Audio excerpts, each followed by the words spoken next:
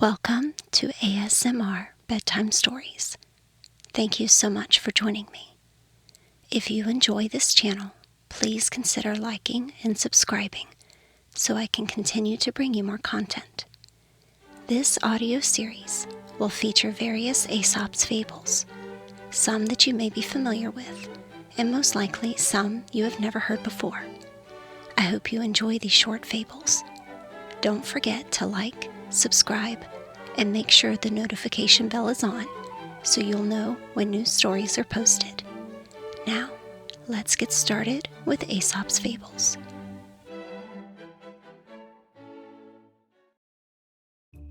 Aesop's Fables, a new translation by V.S. Vernon Jones.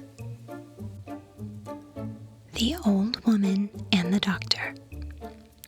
An old woman became almost totally blind from a disease of the eyes, and after consulting a doctor, made an agreement with him in the presence of witnesses that she should pay him a high fee if he cured her, while if he failed, he was to receive nothing.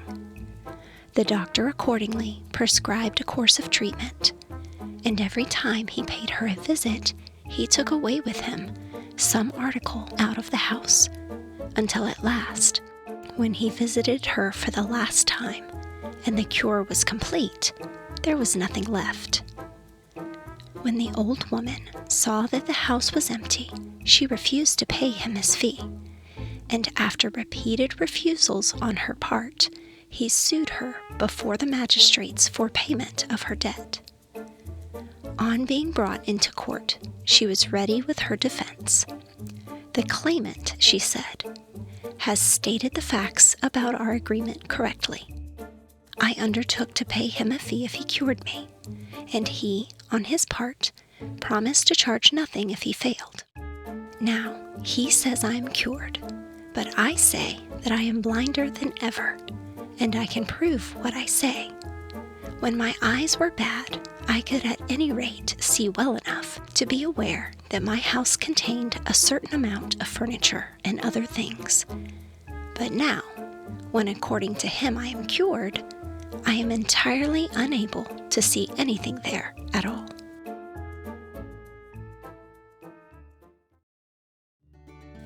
The Moon and Her Mother. The moon once begged her mother to make her a gown. "How can I?" replied she. "There's no fitting your figure. At one time you're a new moon, and at another you're a full moon, and between whiles you're neither one nor the other."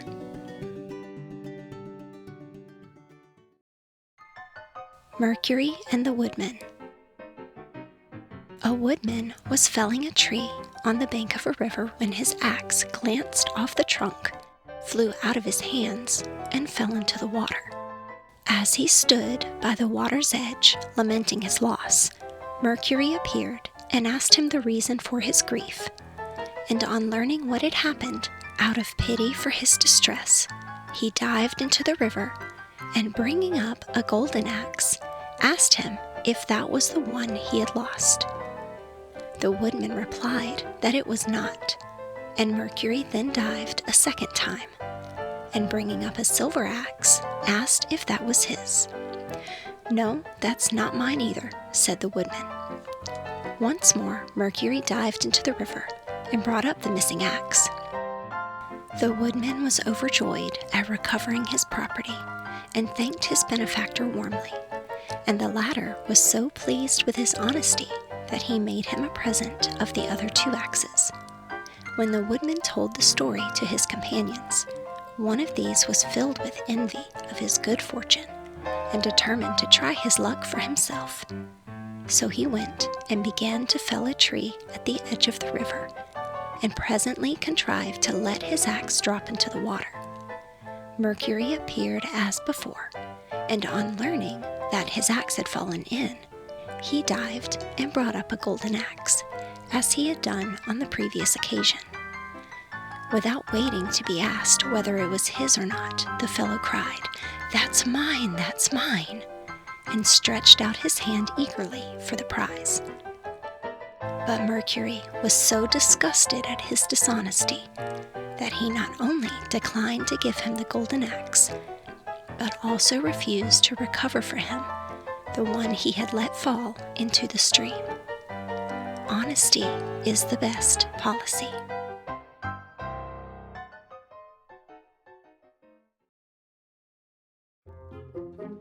The Lion and the Mouse.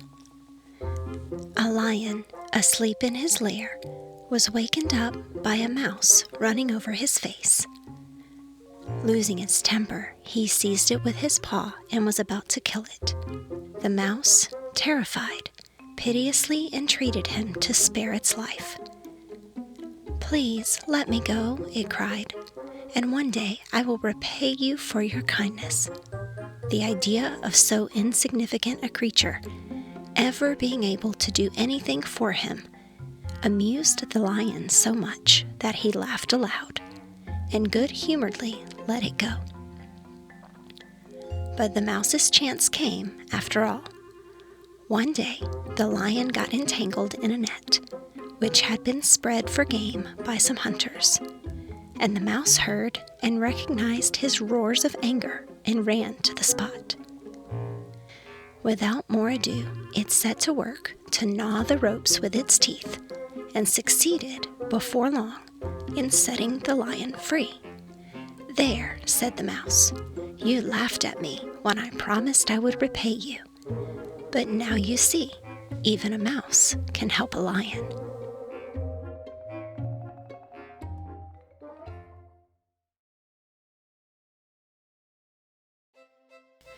The Mistress and Her Servants. A widow, thrifty and industrious, had 2 servants, whom she kept pretty hard at work. They were not allowed to lie long abed in the mornings, but the old lady had them up and doing as soon as the cock crew. They disliked intensely having to get up at such an hour, especially in winter time, and they thought that if it were not for the cock waking up their mistress so horribly early, they could sleep longer. So they caught it and wrung its neck, but they weren't prepared for the consequences. For what happened was that their mistress, not hearing the cock crow as usual, waked them up earlier than ever and set them to work in the middle of the night.